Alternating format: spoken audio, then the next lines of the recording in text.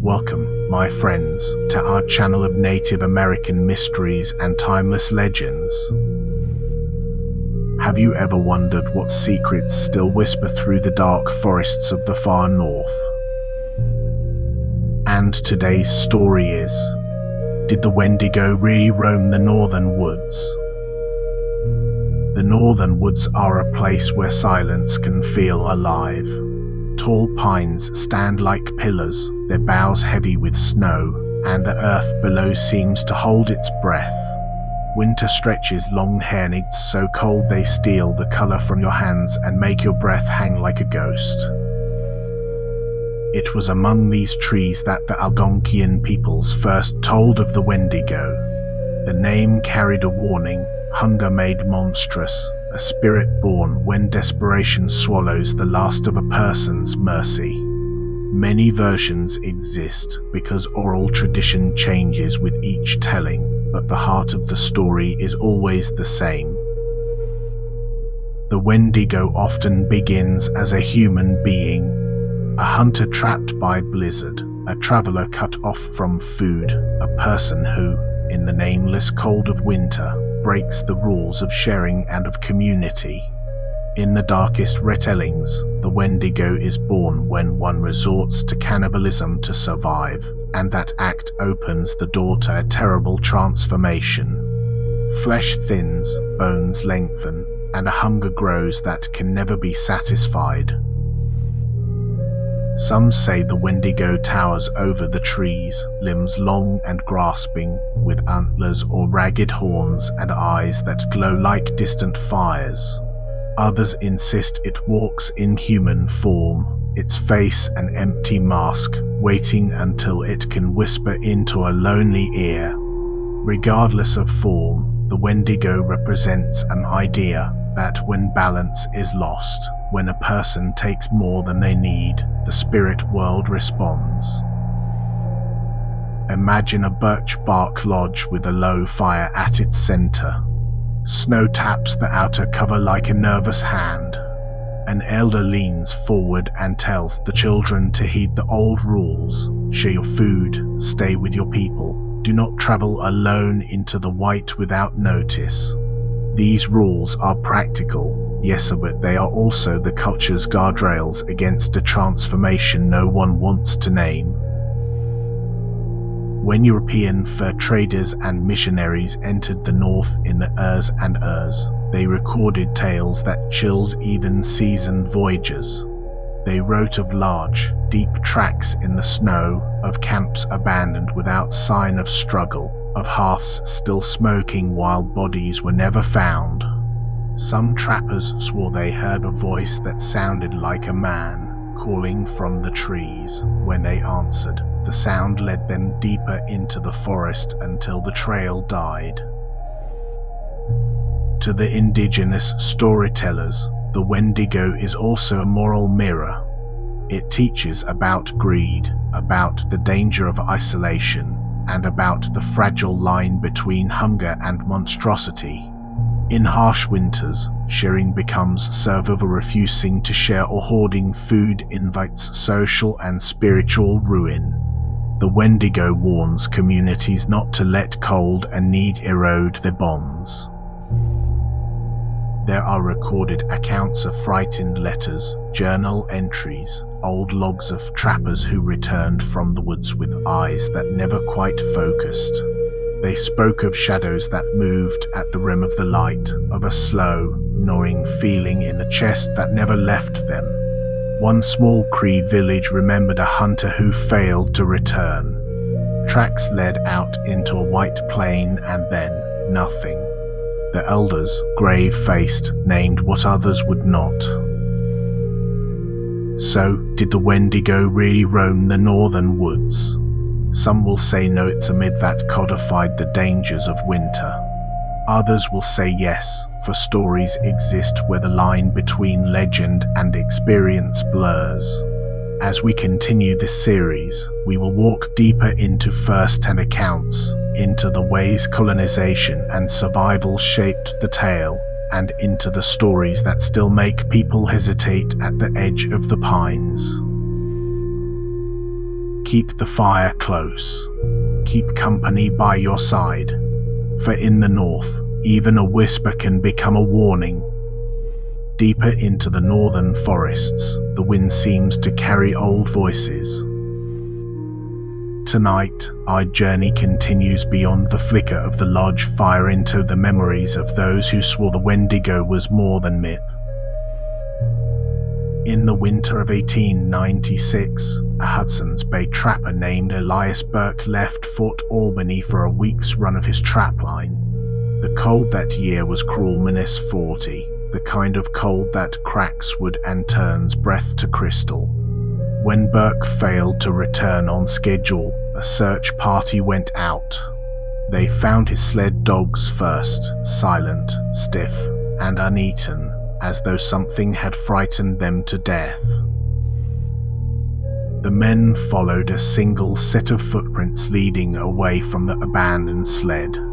The tracks grew farther apart as if whoever made them had begun leaping enormous distances. Then, just as suddenly, the trail ended in the open snow.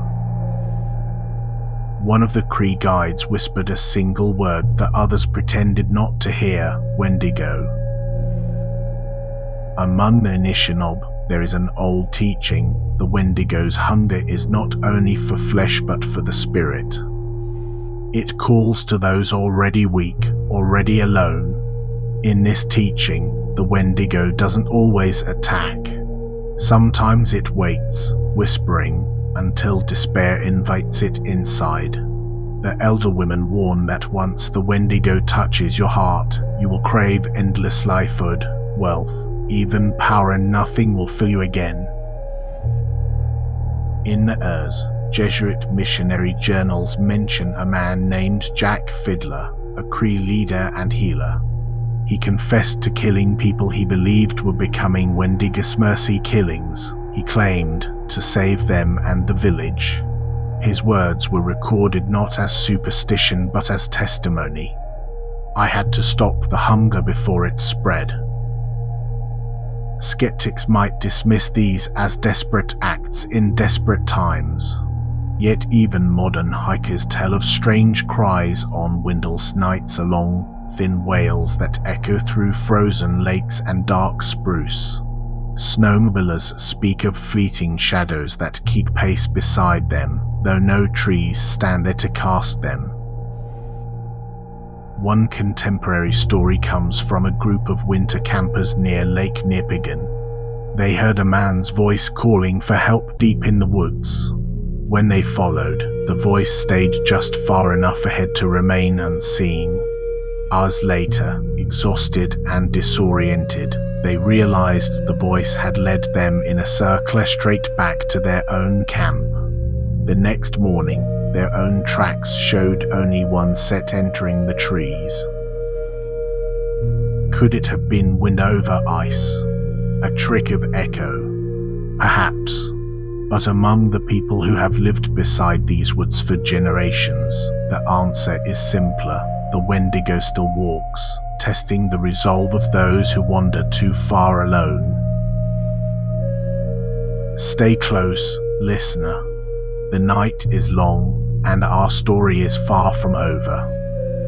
The northern woods hold secrets older than the first settlers.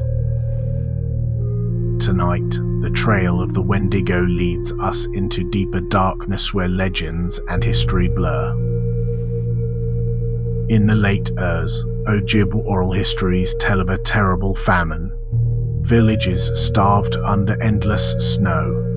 It was said a hunter named Maycod turned on his own kin, driven mad by hunger. When the storm cleared, his spirit had twisted, becoming a Wendigo thin as a birch branch, eyes like burning coals, mouth torn wide with greed. Generations later, fur traders along the Kaministiquia River wrote in their journals about eerie cries echoing across frozen lakes. One trader, Franois Leclerc, claimed he saw a figure pacing him across the ice at dusk, impossibly tall, limbs too long, head cocked unnaturally as it matched his every step. He abandoned his load and never returned to that route. Elders say the Wendigo is drawn to greed as much as hunger. During the gold rush in the Urs, prospectors vanished searching for hidden veins beneath spruce canopies. Local guides warned them. The forest does not forgive the selfish.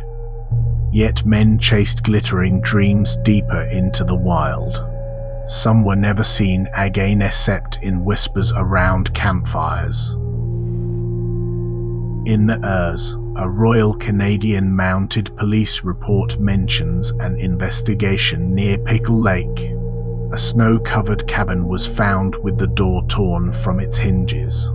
Inside, a half-eaten meal was frozen solid on the table. The stove still glowed faintly, as though someone had just left.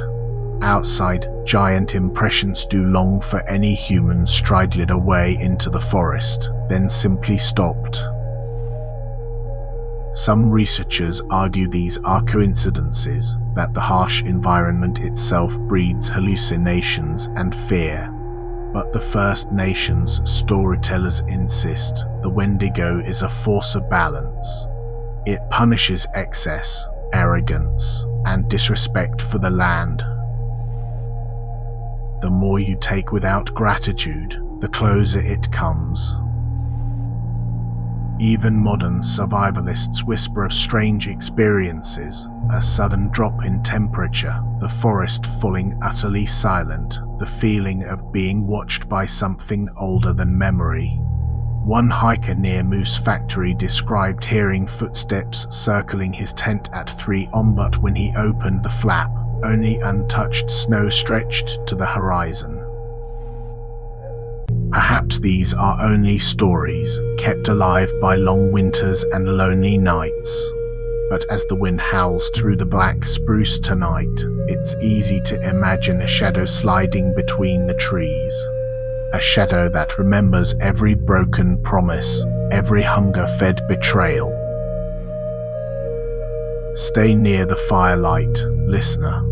The tale grows colder still, and the Wendigo's hunger is far from satisfied. Deeper into the northern wilderness, the trees grow so dense that daylight seems to vanish. The Ojibwe and Cree warn that these shadowed groves are the Wendigo's true domain. Hunters who venture here speak of distant drumming carried on a windless night. In 1910, a trapper named Samuel Pritchard recorded strange events in his weathered journal.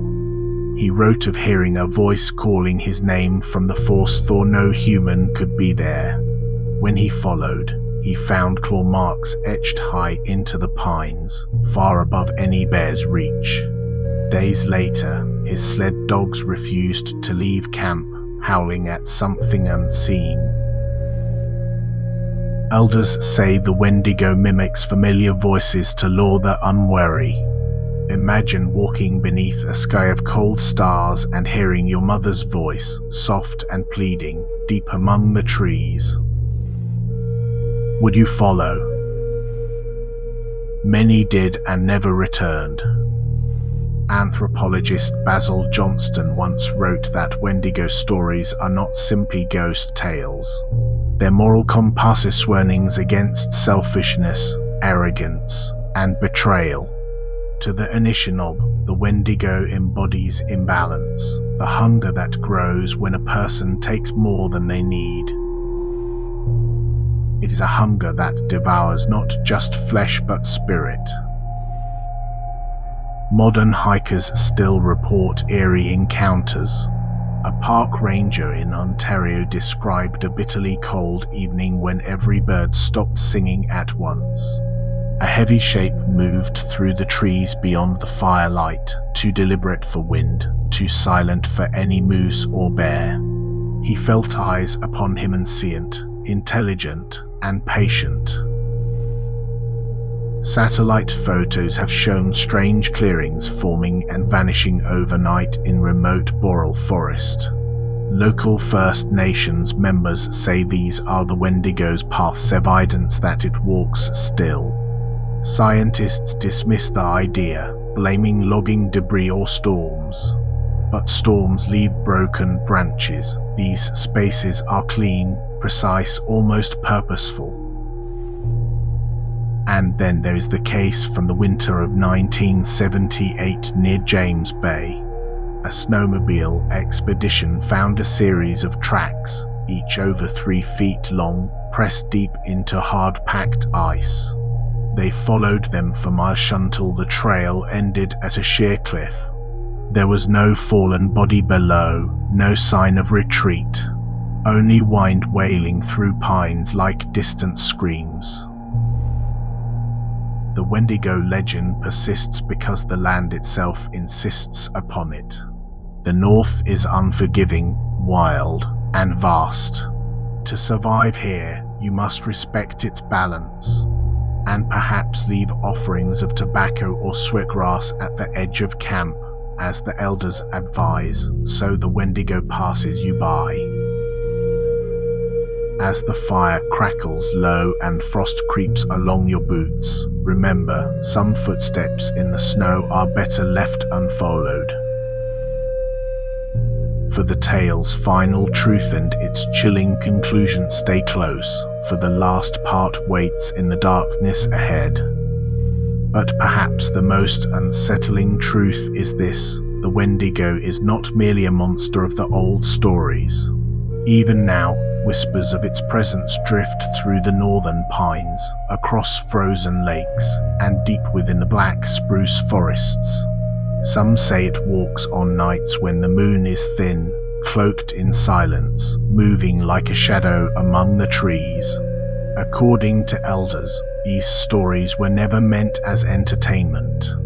They were warnings, a way to teach the young about respect, about balance, and about the danger of unchecked hunger. But over the generations, the tale of the Wendigo has slipped beyond the campfires and into the modern world, carried by curiosity and fear. During the fur trade era, voyagers spoke of distant screams under the aurora. They told of meat spoiling overnight and cabins torn apart without sign of bear or wolf. Even the most skeptical trappers, hardened by brutal winters, would glance over their shoulders when the wind moaned through the pines. For the Ojibwe, Cree, and Algonquin peoples, the Wendigo remains proof of what happens when harmony is broken. The North is sacred. Every lake and cedar grove has a spirit. To take more than you need, to betray your kin, to give in to greed, this is to invite the Wendigo. It's not a creature that comes from outside, but a hunger born within. Some elders believe the Wendigo survives because it must. Because in a land where blizzards can swallow whole camps and the forest stretches endless and cold, not every disappearance can be explained. You need a name for the fear, and the Wendigo is that name. Even today, some refuse to speak its name aloud. They lower their voices, glance toward the dark timberline, and warn that the more you talk about it, the more it listens back. And if you ever hear a familiar voice calling your name deep in the woods, you must not follow. Perhaps that is why, after centuries, the Wendigo still roams in stories, in windswept clearings, in the endless howl of a winter storm. It survives because fear survives. And as long as humans walk these forests and whisper about the thing that wears a man's shape but carries a hunger without end, the Wendigo will never truly fade. And so tonight's tale ends, but the echo of the Wendigo lingers, just beyond the firelight. If you listen closely, you might hear it too, waiting, patient, in the northern woods. Thank you for listening. If you enjoyed this chilling story, please like and subscribe so you don't miss the next shadow waiting in the dark.